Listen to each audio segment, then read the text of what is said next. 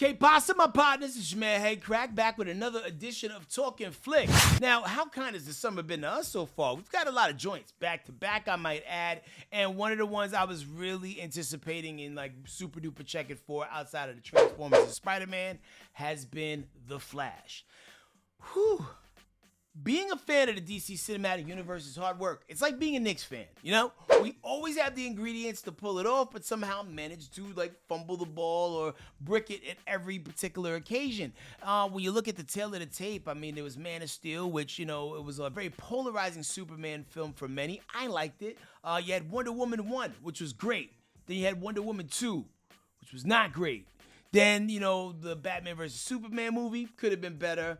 Loved Zack Snyder's Justice League. Hated the one that they put out for theatrical release. So The Flash gets put in a really interesting position because, you know, the star, I don't know if you heard about it, it's been a little bit of trouble. And the crazy thing is, this guy did such a good job that they're like, hey man, listen, we're going to keep him in this movie. We just won't let him do press. And I'm glad they made that decision because I'm one of those people who operate in a space that what you do off the clock shouldn't affect what happens on the clock. You know, this cancel culture thing has gotten like way out of control, and Ezra Miller deserves to be the Flash. Just like Jonathan Major deserves to be Kang.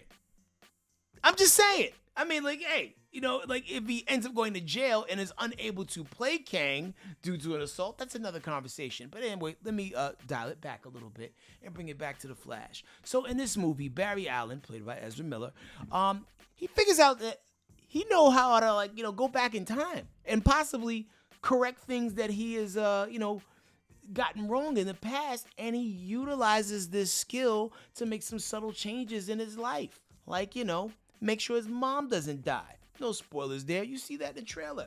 And the butterfly effect and the ripples that this has on time altogether sets forth a chain of events that he was not prepared to deal with.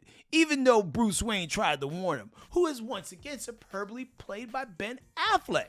And I'm going to hate to see him go as Batman. I liked him as Batman. It's easier for me to tell you who I hated as Batman. Val Kilmer. God bless the dead. And I also didn't like George Clooney's Batman. Mostly because I just hated that particular movie. Nothing against George Clooney. But anyway, once these changes start going into play and Barry Allen finds himself in a familiar place, which is his family home with everything intact, he realizes that, oh, wow, yeah, there's a version of me running around. And I got to kind of get him out of the way. And then it just kind of goes from there. It's giving big Back to the Future meets Looper-style energy, and I love it. And then as the story progresses, he starts to realize that, whoa, okay, the time and, you know, the place and time that I've returned back to has some other big events that are about to happen. Let me call my homies that I know in the future, in present day, only for him to find out that those ain't the same homies. These homies is different. It's not what you thought it was. That's when it really starts to get fun and really go its own way. Man, it's a lot to unpack. And I'm probably going to loop back around later and do a spoiler version of this review. But this movie gave me everything that I wanted from all of these other DC movies and was unable to get. A storyline that really, really made you care about what truly happens to the characters. It gave you a lot of fantastic fan service from like characters that you're like, you know, you've been watching for a long time or haven't seen in a while. Case in point, Michael Keaton back as Batman 89. No spoiler there. If you watch the trailer, you already know the vibes. It was just so great to see him do it because a lot of people felt like Michael Keaton was too old to put on the cowl and go out there and kick ass. But guess what? He did it and it felt right, man. I don't know why we changed Michael Keaton to begin with. He could have continued being Batman for like, you know, quite some time. But, you know, that's neither here nor there. You also get to see Ben Affleck as Batman again. And I liked Ben Affleck as Batman. You know what I mean? And the thing about this whole DC cinematic universe, it's frustrating because, you know, there's a lot of people who we had to say goodbye to. Like, why the isn't Henry Cavill still our Superman? I don't care how old you think Superman is supposed to be. Henry Cavill was our Superman. But to the Superman fans, you get so much love in this movie. And there's even some super duper flexes that they do in this movie in regards to certain Supermen that I think a lot of people who have been following, like even some of the behind the scenes stuff over the last few years, or like last 20 something years, to be honest with you, are gonna love. Okay, so there's that.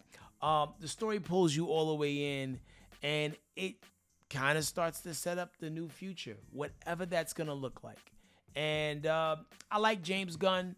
I've been a fan of his work for, even preceding Guardians of the Galaxy. So with him being over the whole DC cinematic universe now and trying to reset everything and get everything in line, I'm rooting for him to succeed.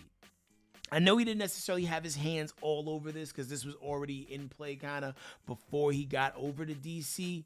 But if this is what DC is going to look like under his watch, I'm here for it. But please, no more resets after this.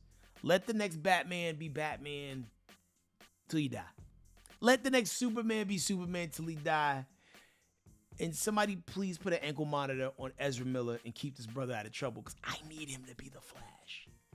I didn't watch the CW TV show, and everybody tells me that was great, and then that guy probably deserved to be the Flash. But for me, Ezra Miller is my Flash, and that's who I want to see in the red suit doing his thing. Ezra Miller is that dude, which I don't think I can even call him that dude because it's them or they, but it's just him. It's confusing. But in the movie, it is them because there are two Flashes.